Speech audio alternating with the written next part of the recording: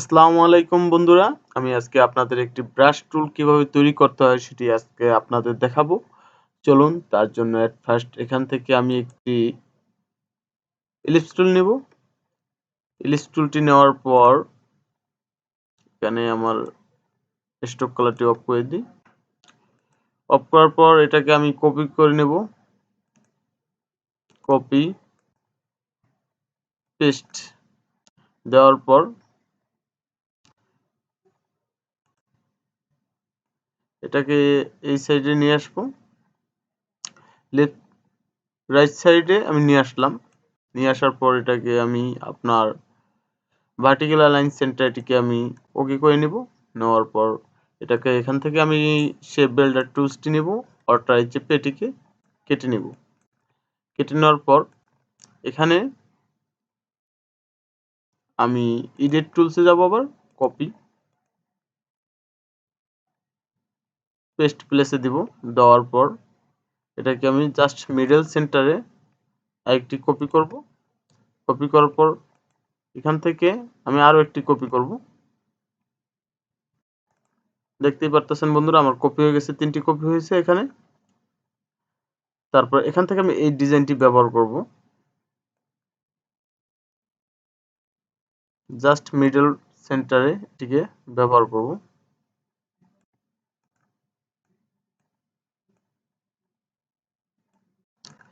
Middle centre আমি নিয়ে নিয়েছি, দেখতেই পারতেছেন বন্ধুরা। তারপর এখান থেকে আমি 3টি ইলিপস টুল সাজিয়ে রেখেছিলাম, এটিকে ব্যবহার করব।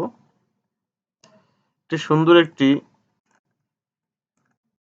ব্রাশ টুল তৈরি করা যায় কিভাবে সেটি আপনাদের আজকে দেখাবো প্যাটেন্টের মাধ্যমে। তার জন্য এখানে বেসিক অপশনে আসবো। আসার পর নিউ ব্রাশ, নিউ ব্রাশে দেওয়ার পর এখানে আমি প্যাটার্ন ব্রাশ ওকে করব।